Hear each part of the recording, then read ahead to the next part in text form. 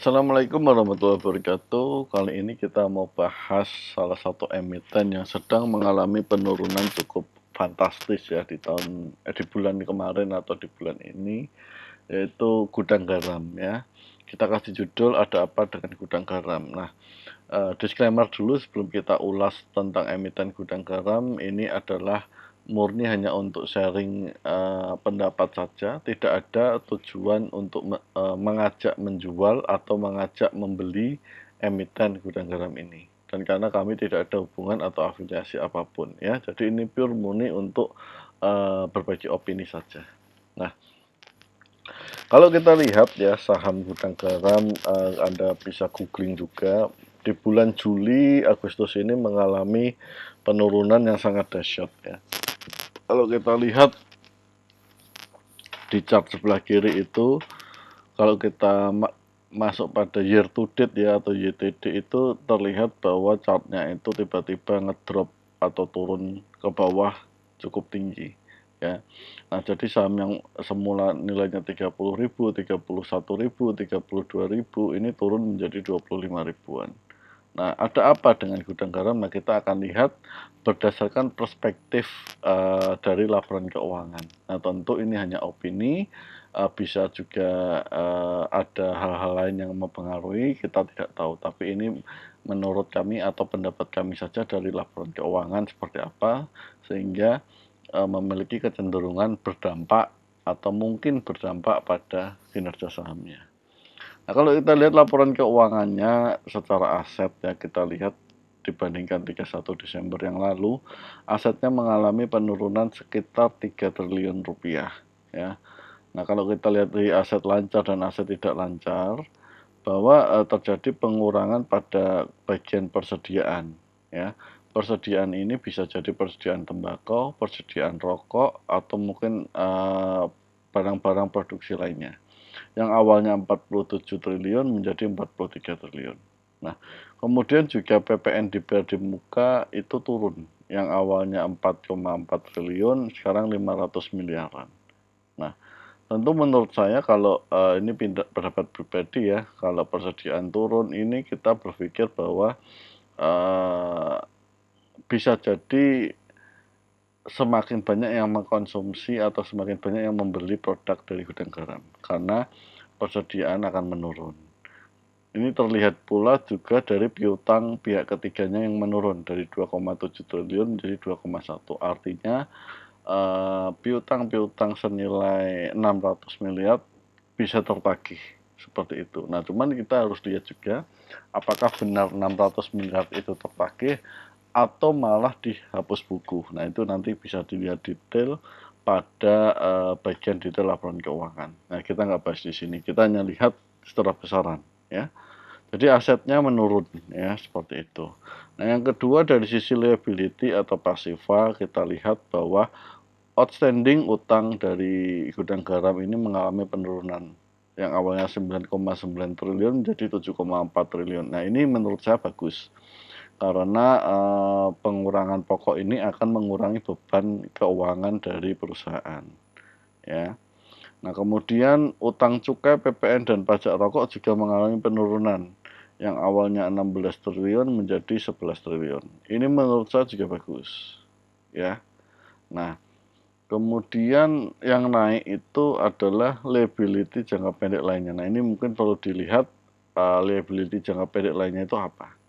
Ya, tetapi ada 3 faktor besaran tadi yang mempengaruhi liability jangka pendek, sehingga liability jangka pendek di Juni itu 3 triliun lebih kecil dibandingkan Desember.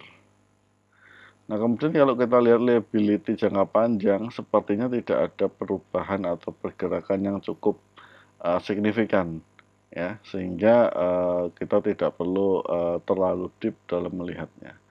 Nah, dari sisi pasif aktiva tadi kita mendapatkan bahwa persediaan mulai berkurang, piutang mulai tertagih, kemudian PPN mulai terbayar. Di sisi pasiva kita lihat utang menurun, kemudian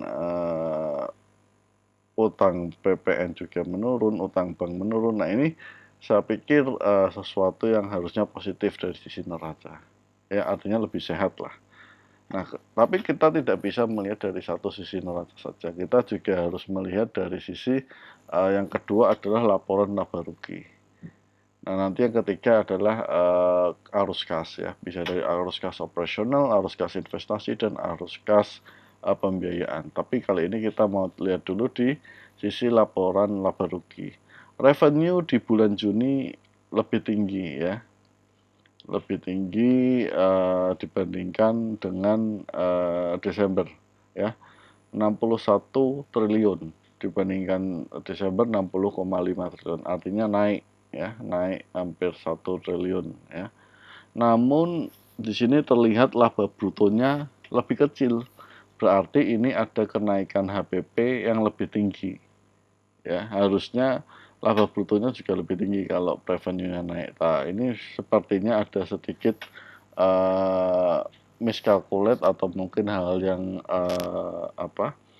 kurang pas sehingga menyebabkan laba brutonya lebih rendah, padahal revenue-nya lebih tinggi.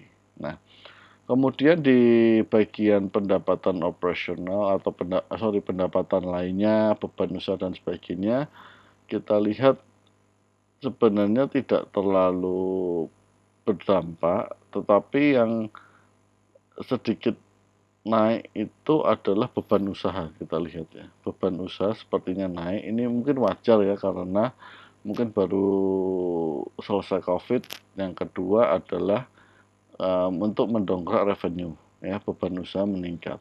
Nah, sehingga ini menyebabkan laba usahanya turun, terkoreksi cukup dalam ya, jadi 5 triliun menjadi 1,3 triliun. Sedangkan pendapatan yang lainnya itu justru malah menurun dan laba kursnya naik. Oh, ini mungkin karena ada penguatan mata uang rupiah atau yang lain ya. Nah, kemudian beban bunga naik. Nah, ini kemungkinan beban bunga naik ini bisa jadi karena utang ya. Utang mungkin utang luar negeri juga bisa, atau utang dalam negeri. Nah, biasanya kalau beban bunga naik ini ada disbursement, ada pencairan pokok. Nah, tadi kita lihat padahal utang jangka pendeknya menurun, tapi kenapa beban bunganya malah naik? Nah, ini nanti bisa kita dalami pada detailing laporan keuangannya. Nah, ini menyebabkan laba penghasilan, laba brutonya semakin turun ya.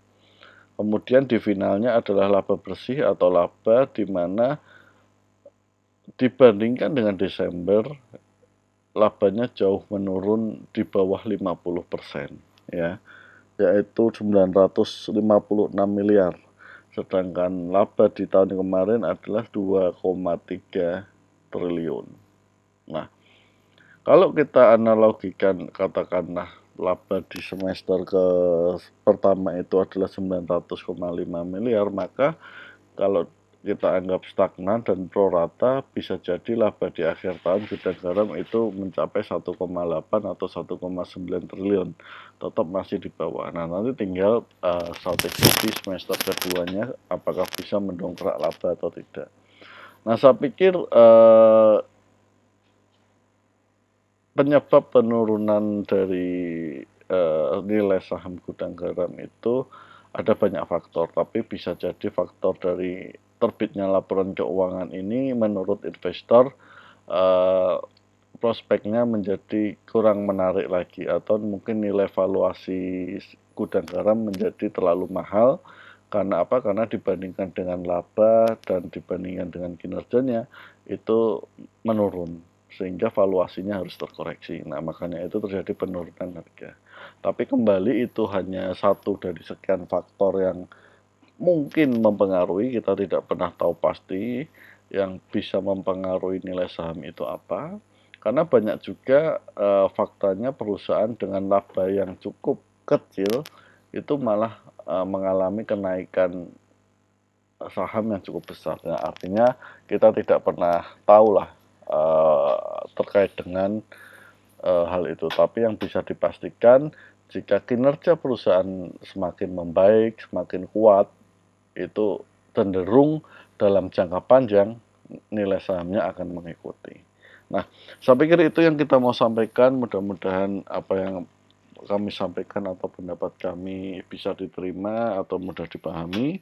Mohon maaf jika ada hal yang kurang berkenan. Sekali lagi ini bukan ajakan untuk menjual atau membeli saham Gudang Garam, ini hanya sebuah opini saja. Terima kasih, mohon masukannya. Assalamualaikum warahmatullahi wabarakatuh.